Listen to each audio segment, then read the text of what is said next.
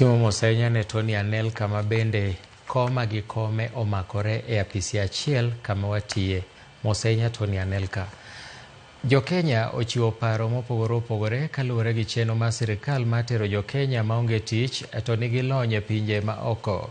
Sirikal osebedo ka jiwo rowere ma pacho ka mondo okaw thuolo mag tich mayudore e pinje mamoko mondo okonygi kendo gero ochumi ma pacho ka, wach ma jopiny moko osebedo ka kwedo mokalo. Jafwambo marwa Cynthia Onyango miyowa ler. Thor wach mar nyasi mar Jamhuri ma higani en yango chenro kod thuolo mag tije. Kata kamano, moko kuom jopiny pod nenore kama ok osiro paro mar sirikal mar kelo chenro mar tije andika ma itere jopiny e pinje maoko. Mbesewa iyudo ka moko to kunendo nitiere challenges moko mang'eny konendo. Ko wambe samoro wanyalo bedo gi kompo mar dhi konendo.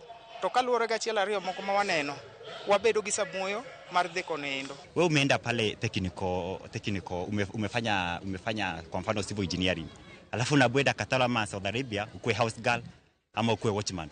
Does it make sense, honestly speaking? Moko kuom jopiny bende pod ni kod luoro e wi arita mar jogo ma itero dhi tiyo e pinje maoko. Ang'o miyo jok ma oko puodhigi ema kawo ji tero kucho chonde, kae to bang'e winjo ki ywak ni ang'o ni jowa to kucho mondo wasol negi pesa mondo kata kik ng'ad negi buchne. Kaluwore kod japuonj Kennedy Odhiambo, owacho ni dibed makare mondo mbetre mar Kenya ukaw ting' marano ni okoroch ratich jo-Kenya mamanyo tije e pinje maoko. Ng'endi wan gi jok ma represent wa kocha, ambassadors nitiere kucho, joma tiyo embassy centers. Wanyalo tiyo kodgi mondo mi ng'ika gikonyo, gi support, gikonyo, gimiyo security ne jogi eko. Kendo ng'iyo welfare seche midhi kendo kintiere kuno ting'i maber.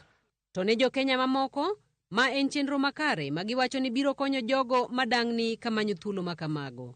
Kaka wa youth waisomo kendo pachwa ler, tinwang'o gima wasomo seche moko kwanya yude Kenya ka. Koro ka sirikal nyalo bedo gi paro mar konyowa kawo nyithindo matere pinje maoko, ka nyalo konyo mondo wayud job opportunity, mondo wanyalo develop ourselves mondo dongruok obedie. Cynthia Onyango, Ramogi TV.